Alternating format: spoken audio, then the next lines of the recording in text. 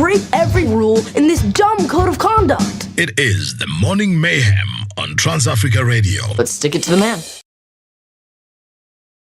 Also brought to you by Starboy, WizKid, Caesar and of course the Spotless Terry coming through with Soccer, absolute banger of a tune. And of course, Shoma Josie coming through with the biggest song right about now in South Africa. Number the song is called Hoko Nambia, and of course teaching us some Swahili right there. 13 minutes past 10 o'clock Central African time. It's the third and final hour of the show, and today we actually have a special guest. That this lady is just doing amazing things, man. Now she was actually born out there in the beautiful country of Kenya. Now born Ivy Awino. Hope I said it right. You got it spot on. That is the first time in my life For real? has done that. That is impressive. For real? Yes. I'm so proud of myself right about now. Can I get a round of applause? Yes, for me. But now you actually go by the name of Poizon IVY DJ. Yes. Okay, cool. So now I want to understand why Poizon. So the short version of the story is when I was growing up, all the little kids used to make fun of me, and they're like, "Oh, Poizon Ivy, Poizon Ivy," and it actually used to make me really sad because I was a little sensitive kid. But as I grew up and as I was looking for a DJ moniker, first of all, I needed to respond to something that actually had my real name in it, because you can call me something else, and I wasn't gonna know that you calling me. So I was like, "Well, Poizon Ivy will work," and then it was also a nod to the Batman character. Okay.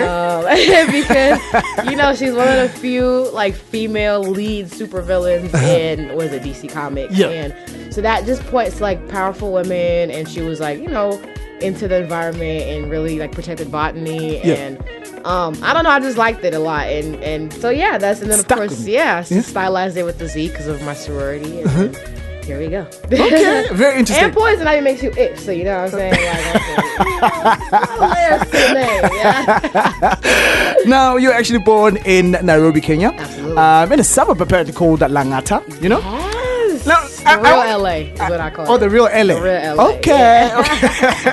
So how was growing up in Nairobi, Kenya? I probably had one of the best childhoods of my life, honestly. And I always tell my grandmother, my childhood was like a fantasy. I got to play outside, and I got to, maybe because I've seen how children grow up around the world, especially my daughter in the U.S. I'm like, girl, I was never in the house. We played outside, and no, it was awesome. I had very, very fond memories of my childhood there. Still live in the same home we grew up in. So I loved it. You loved it? Yeah. So now, when did you finally decide that, you know what, let's move to the United States? It was not my decision. Whose decision was it? It was my mother's decision. Okay. My mother actually went to UCT. Oh, how'd you in South Africa? Yeah. Very interesting. My mom spent 1992 through 95 here. And when she left here, she went to the U.S. And after a couple of years, when she had settled down and got everything together, I moved out there with her. So I was about 9 years old. Yeah. December 31st, 1999. So during the whole Y2K thing. Yeah. And we always used to be like, well, I was like, well, if the world ends, at least it's going to end and I'm going to be in America. So maybe I might survive. I don't know. Has it always been like a young dream for you to actually move to the States, or you just didn't care? I didn't care. Because you were young. I just wanted to be where my mom was, but granted, the first world is always glamorized to be a place where you want to be. And I thank God that I'm there for the opportunities, but my heart has always been here. Yeah? Yeah. So now, I want to understand one thing, you you always speak about your mom. Yeah. His mom. Yeah. Where's dad? Where has dad been? Dad's around. Granted, I did not grow up with my father. I met my father for the first time when I was 21. Wow. And so actually, that was the first time I went back to Kenya after we had moved from the U.S. Okay. And it was really interesting because I met my brother over Facebook first. What? Yeah, and he was the one who kind of united me with the rest of my family. So it's a little bit of a crazy story, but I will say this. I was just in Kenya last week. And for those of us who have split families and whatever else, I do think that, we should offer hope for reconciliation. My dad and I we're at a good point now. Yeah. And we have a lot of making up to do. And he wasn't around, but we're gonna make up for it. Yeah. We're gonna make up for it. We're good now. We're good now. You're good now. Yeah. Okay, cool. Now you are also an instrumentalist. Yes. You play apparently the piano. I do. And the cello as well. Yes. So yes. you're a very talented lady, actually. Did you grow up under a musical influenced background, or what happened? As Africans, I think we're musical naturally. Our languages are very sonic. They're very melodic. our families, well, for some of us, we just grew up around music so much. Yeah. Luckily enough for me, my grandmother bought me a 12-key baby grand piano when I was growing up, and that kind of was. And then my godmother was, you know, one of like a really premier pianist in Kenya, and she really impressed upon my mom the need to teach her children music, because it lends itself to other areas of their life. So of course I picked up on that. You know, in middle school in the U.S., you kind of have to be involved in band or orchestra or whatever, and I just was drawn to string instruments, so I played cello for a little bit. I used to think I could hold a note or two, and so the turntables were just another instrument for me to learn. I got a long list. I want to play the sax, the drums, the guitar, like all of that. So yeah. So are you planning to like produce your own music? Yes. Because now you're like a DJ. You're a well-known DJ, not just the DJ. Not just the DJ. You know, I got a couple of records out already. You know, one with my sister Victoria Kimani in LAX, and then another one with my homie Las Giddy, and then actually today, I'm finally gonna put out a remix for Joanna, my homie Afrobeat. I'm actually checking it out right now on the SoundCloud. We might be go ahead premiere over here today. But you know, part of what I want to do as a DJ is, like I said, just be. You know, I realize I'm really blessed to be able to operate, you know, just intercontinentally and globally, and I have a lot of friends all around the world. And I think it's my due purpose to put together collaborations, especially featuring our African artists, and then just fusing it with people around the world. So I put my homie DeMarco and my other friend Kofi Black, who's Ghanaian, but he's US based. Obviously, DeMarco representing Jamaica. And last but not least, Boy representing Kenya. You know, when I think he's like one of the credible artists coming out of Kenya. So I was like, y'all hop on this for me and let's make it happen. So yeah. Okay, very interesting. We got Poizon the DJ, Ivy DJ. Yeah. Poizon IVY the DJ. Is it a building? Let me just get it right. Any questions you might have for this wonderful lady, +27 7925 44329. And of course, right about now, we're about to dive straight into the beautiful country of Kenya when it actually comes to some music. Petra, team up with Victoria Kimani. I got that.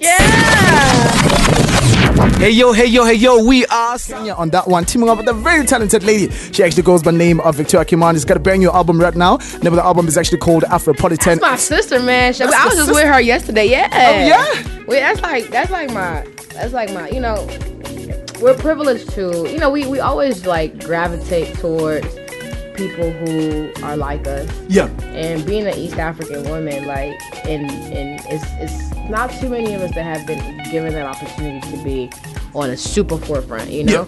Yeah. And Vic is like my, you know, that's my guide, my guru. Like, you know, I'm super privileged to be able to call her my, but she's incredibly talented girl. So now, how did you, you and Victoria Kimani actually come to being together as well, you know? How did me and this relationship, how did it even start? Victoria Kimani and I mean, we like, there's always that social media aspect, right? So we were always like on Twitter and, you know, hey girl, hey. And then finally she had a show in Dallas. But also around that time, LAX had sent me Body and Soul and was like, yo, do you want this record? And I was like, yeah, I like it a lot, but I feel like it needs something. Yeah. And I feel like it needs a vocalist. And I was like, man, let's ask VK, you know? And so she came to Dallas, she had a show. I did her show with her. We went in the studio, recorded the record, and we just hung out. And ever since then, like, you know, we were around the world. Like, we were in Kenya last week. She was with me in LA for BT. Yeah. She's here now. Yeah. So, yeah, we move around. You guys are sisters, huh? Yeah. I love that. I really love that. Yeah. Now, I want to understand your transition from Kenya to the United States of America. You understand? Because now, when you get into a new place, it's not really that easy for you to actually kind of settle down, you know? How long did it actually even take you to even like settle down and start pretty much going out as well? You know? Yeah, well, you know, kids, we're tenacious, you know? Children, if you're going to make a huge change, like, you know, even for me, with my daughter now, I'm always nervous about having to move for work or something. Yeah. Cause I'm like, God, don't let me move when she's like 13. She'll hate me for her whole life. Yeah. But, so I moved at that perfect age where it was easy to adapt. Now, kids are also very cruel. Yeah. But it's just because they're very honest. So all the kids would be like, how did you get to America? Or, you know, did you live in a hut or in a tree? And I'm sitting here looking like, we got a 2-story, 4-bedroom house. Like, what you mean? Yeah. But, you know, my mom was very instrumental in helping me cope with that. Yeah. She taught me how to deal with it with humor and using humor to teach, you know. So she'd be like, tell them you took a boat to London and then you got on a plane in London, you know. or tell him like, yeah, like, you know, just, you know, go on with the joke. Yeah. And I did, and he made me like the coolest kid ever. Yeah.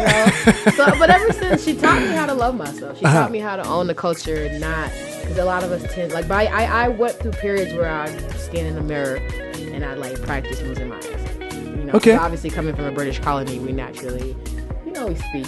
So I used to like, and then I moved to Texas where it's like the South. Yeah. So I used to stand in the mirror and try to talk like a Texan, and that's why my accent's so messed up now, because nobody ever knows where I'm from. You know? Because when you walked in, I could pick up an accent. I'm like, this lady, nah. What's going on? When I was in London last week, I've never been called an American so much in my life. They're like, oh, you're American? And I'm like, no, I'm Kenyan. They're like, but you don't. I'm like, no, it was a lot. But yeah, it was cool. We made it work. I made it work. Yeah? I made it work. So now, when you go back home, you understand? Yeah. How's the reception like?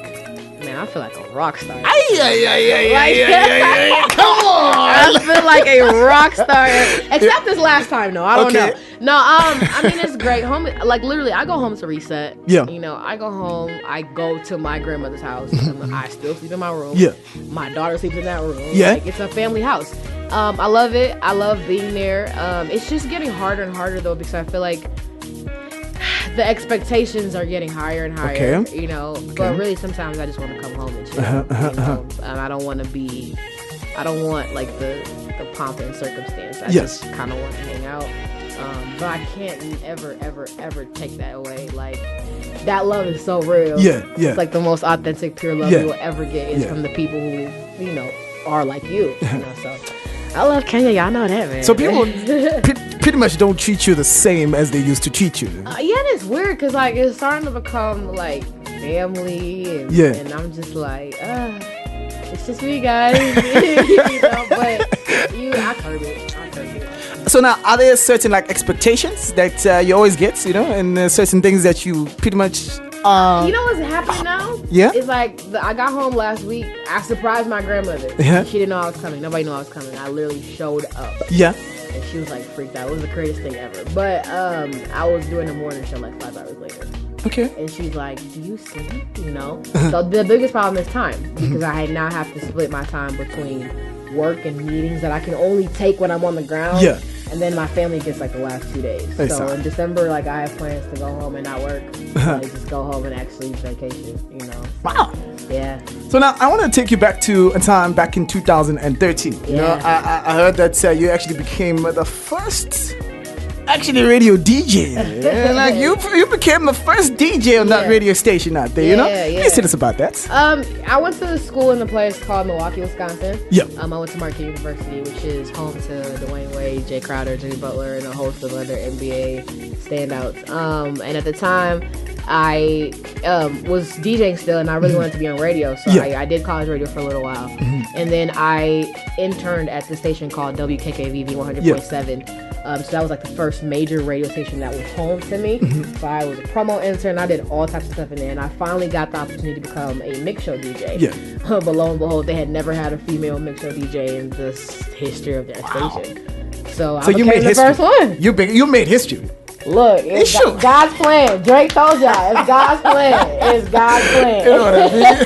Yeah, but shout out to Bailey Coleman. That was the first program director. She's one of the few female program directors at big iHeart stations in the U.S. So I'm happy to have her as a mother, a mentor, and for her giving me my first shot. So, yeah. So now I want to understand something, you know, because now you became the first female mixer on that radio station, you know, and for one has to understand the history behind you actually falling in love with the art of actually DJing, you know. When did it start for you? In college. Again, like I said, I've always been. I think it's just a gift from God that people are always around me. Yeah. I was an only child for a long time. My youngest brother was born when I was 16, so I just had a lot of friends over all the time. My dorm room was always the gathering spot. Even when I'm not there, people were still there. And it was weird because I'm like, y'all in my room and I'm not even here. You know what I mean? But with that being said, when I finally got my off-campus apartment, it became the party house. And so I used to just throw parties all the time. And it was always impromptu. And And one of my fraternity brothers came over one time, and we actually had this on video. Like, it was my housewarming party. There's a lot of liquor involved. And I was like, bro, you gotta teach me how to DJ. Yeah. And he was like, say less. And the next day, he literally showed up with 2 Technic 1200s, a Newmark M8, I think, and like a Serato box, like the whole situation. Like, you had to ground it still, no self-grounding, all of that. And a speaker. And he was like, figure it out.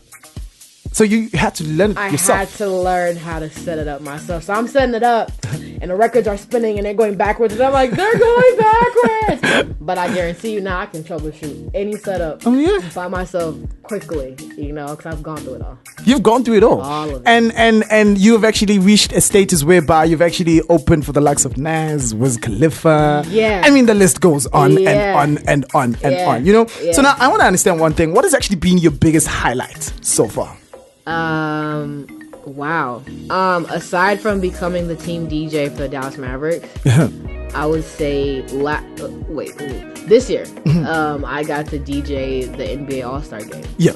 And that was just incredible because in that building was a lot of people and a lot of moments happened. Like I don't know if you remember that Cardi B moment where she was like All-Star. Yeah. And she that was me playing Bartier Cardi. Sure. Yeah. Oh, yeah? Yeah. So, like, there was a lot going on that day, But, I think that was just maybe because that was a bucket list thing for me. And I quite honestly saying being here, too, because the third bucket list. And when I got my job with the Mavs, I set 5 goals.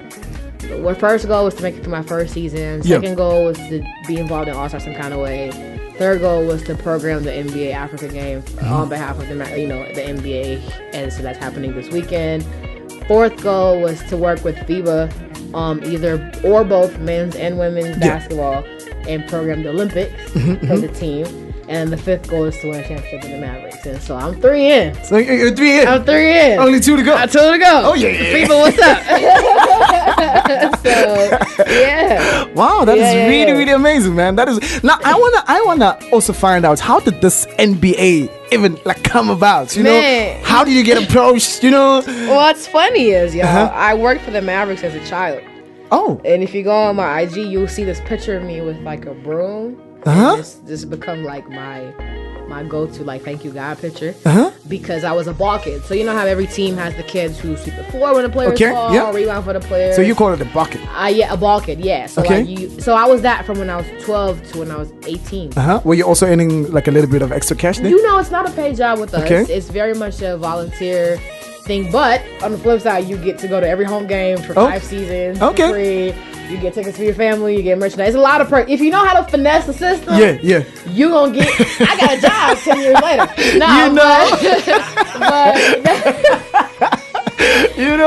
like we're doing morning radio. I just say whatever. But so I did that for a little while. Then I went to college. I went to a big basketball school. I actually also worked for the Milwaukee Bucks for the longest. I did 3 years with them. I actually auditioned to be the Bucks DJ. Okay. When I was 22, my daughter was 6 months old. And it was something new. That's how I got introduced to the concept of sports and music. Yeah. I didn't end up getting that job. And then I started to tour with Skylar Diggins-Smith, who's a 4-time All-Star WNBA player. Yeah. And I was touring with her, literally just playing music for her basketball camp. And then her team moved from Tulsa to Dallas, which is now the Dallas Wings. So I actually worked for the WNBA first. Okay. So I did a season and a half with them there. And then a friend of mine, so this is the importance of the company you keep, he was like, well, you should just reach out to the Mavericks and let them know you're around and you're doing this and see if they have anything for you.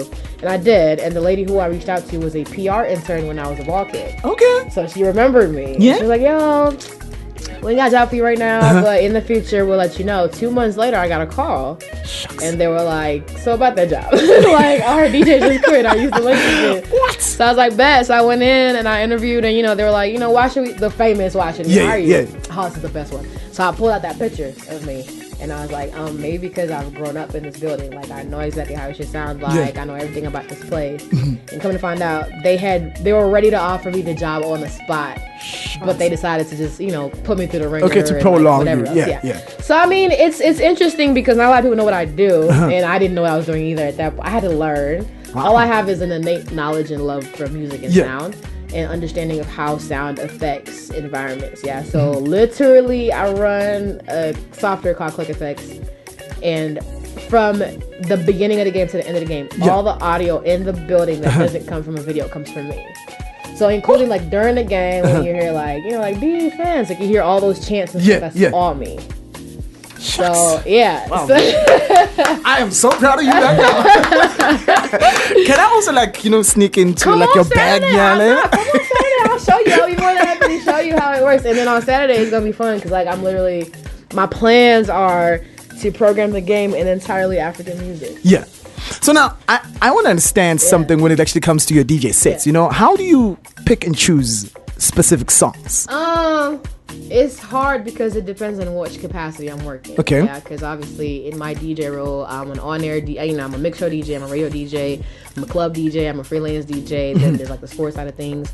So I just understand crowds and I just understand people and I just understand the need for music and I have a I'm all like here. I've been Shazamming everything. Like what? Matter of fact, I'm taking music donations for everybody. You gotta let me know. You know, but I just, you know, as a DJ, I think we should fall in love with discovery. That's what we were before. You discovered and you broke.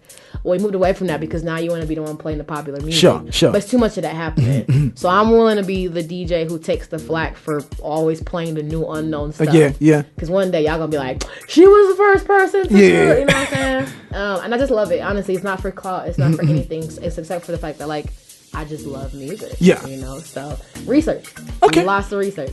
I want to also ask you something, you know, but after this break, you know, like how do you balance being a club DJ, you know, like everything and also being a mother as well? You understand? We'll talk about that. It should be very difficult, you know what I mean? Real talk. I feel you. 37 minutes past 10 o'clock Central African time. This is the Morning Mayhem right here on TRadio.mobi. Please join the party on 872 on your DSTV or your bouquet. Otherwise, 609 on your OVHD. We got a wonderful lady out here in the studio, man. Poizon IVY The DJ, born out there in the beautiful country of Kenya, but right now doing big things and of course some amazing things. If you don't know about her, you need to know about her right about now, man. This lady is just out here and of course changing the game. Trans Africa Radio. So this is actually Poizon IVY The DJ, teaming up with LAX and of course Victoria Kimani. You know, but the song is called "A Body and a Soul." The beautiful music right here on TRadio.mobi. Thank you so much for joining us and of course for choosing us over the rest. Really appreciate it, man. Blessing you with nothing but 100% African music. And of course in the studio I've got a wonderful lady all the way from Kenya, but currently doing big things out today in the United States of America. She's actually out here and of course to visit us out here in South Africa. Yeah, I'm about to buy a house out here, y'all. Right? This is like the most beautiful place I've been in the world. Now granted, I've been to a lot of places, but I haven't been to like everything. Okay. However, by far you all have a gorgeous country. Wow. Like, gorgeous. South Africa is not so bad. Far from it. Man. Far from it. Y'all gotta make me an honorary South African. I don't know how you and before we go ahead, shout out to DJ Don. That was Body and Soul, but that was the DJ Don refix. I really, you know, I appreciate everybody who does their touch to my records, make it fun. And shout out to everybody listening on IG Live, DJ Calvin's, everybody in the US, everybody who see, all of y'all. Shout out to everybody watching and listening. So yeah. Now earlier on, I had a question for you. You know, like how do you balance everything? You know, you go to arenas, you go to clubs, you pretty much are everywhere. You understand? You're on air. That time you're also a mother. You know, you also do some charity work as well. You know, like what is it that you don't do? Okay, let's just start there. Sleep. They don't sleep at all. No, it's honestly, I'm learning prioritizing. And the biggest thing that taught me that was my child, my daughter. And it's getting harder now that she's in school. It was easier before because everywhere I went, she went. But now she's in school, so I build my life around her. And I'm honestly, just to every mother, it doesn't have to be a single mother, just a mother, period. Anybody who has responsibilities, like you just have to be honest and vocal about your abilities and capabilities. So like with the Mavs, they know that, you know, I need X amount of tickets because somebody might have to come with her to the game. Believe it or not, like in my booth, by my booth, she has like a little section. Okay. Just on the floor. And I just like put a blanket for her and an iPad and a couple toys. I've never been embarrassed to have to do what I have to do. Yeah. Which sometimes means taking her to work with me. And honestly, I hope that as she grows older, I always tell her, if you want toys and you want trips and you want whatever else, mama's got to go to work. Yeah. She comes with me and y'all see like pictures she'll help me set up. Like I give her a stand, a computer. I embrace it. I don't run away from my reality. Yeah. You know, it's my life. So she's around a lot. She's a lot. And I do what makes me happy. So I work, of course, but I always find time to I love people. Sure. I think my favorite part of my job is people. So anything that allows me to meet more people. Like, I've been on tour this whole summer. Yeah. My significant, like, I haven't been home. I like literally. Did you just touch on your significant other? I did. Okay. Because it's part of it now. Like, we wanna know, eh? Like, all I ever do is take it to the airport and pick you up. You know. Ay. And that broke my heart. Ay. It broke my heart. Ay. But you know, it motivated me. Okay. Because I'm like, yo, girl out here getting money. You know what I'm saying? Like, so at least you can't complain that I'm a bum chick. You know what I mean? So I'm proud of it. Yeah. I'm proud of it. And all women should own it. Go out there and do your thing. And then find somebody who supports you. And if they don't, keep it moving. Sure. Woo. Now, okay, cool. I have a lot of questions right now. I just have a lot of questions right now in my head, you know. Okay, cool. Let's start with your significant other, you know. How far long has the relationship been going right now? Honestly, it's a really good friendship. Yeah. I can't even really, I don't want to term it that because we haven't even termed it that. Yeah. But I'm in it's a really good friendship. And it's a solid partnership. Yeah. Solid team, you know. We've been friends for like a year and a half. Yeah. Somewhere in there. Yeah, so yeah, just find you a friend. Find you a Okay. great friend. I can see the smile on your face right now. Girls, find your best friend and fall in love with. Okay, cool. Let's talk about the important lady of the house, you know, your daughter, you know. Yeah. You said that she's 13 years of age. No, she's 5. She's 5? She's 5. Oh, how do you... I'm 28. Oh. So Okay. Clearly I had wrong. No, it's all good. She's 5. She's 5. Yeah. Wow, man. What's her name? Kiani. Kiani. Okay, cool. What's his daddy? She actually with him right now. That was like my college situation. Yeah. You know, literally met him on the first day of college and had her the day after he graduated. Yeah. But you know, like people grow apart and whatever else. But like he's the best father ever. And so she's there right now. She spends summers with her dad. Yeah. And we have the whole co-parenting thing going on. So yeah, man, all we want is for our daughter to have the greatest life, and that's all we put in the forefront. That's all we worry about, and we make it work. Okay, cool. Make it work. Let's talk about the good work that you also do. You know, you are also involved in some charity work. You Yes. know? Please tell us about that. Okay. You know, for me, one of the biggest things is always remembering where you came from. Sure. And actually physically going back to where you came from Sure. and giving back. So for me, music has always been big in my life. Sports has always been big in my life. And then I just have this blessing of having, you know, a really big network of friends who are able. Yeah. And so my thing is to be the agitator and to challenge them to always not be complacent. And it's not because, you know, you see a lot of like athletes and celebrities who are very, very wealthy, and you might not think that they are doing things. A lot of them just cut checks, and that's great, but it's not enough because you have to be seen. And obviously being from Kenya, I challenge myself to connect with all prominent Kenyans around the world. So like recently a good friend of mine, his name is Lawrence Olum, and he plays for the Portland Timber. So he's actually the only current and first ever a Major League Soccer player of Kenyan descent in the U.S. because obviously there's a whole bunch in Europe. Yeah. And you know he's a world champion 2014, like, you know, MLS champion and whatever else. So him and I have partnered. Well, I really just like lend my services to his foundation. Okay.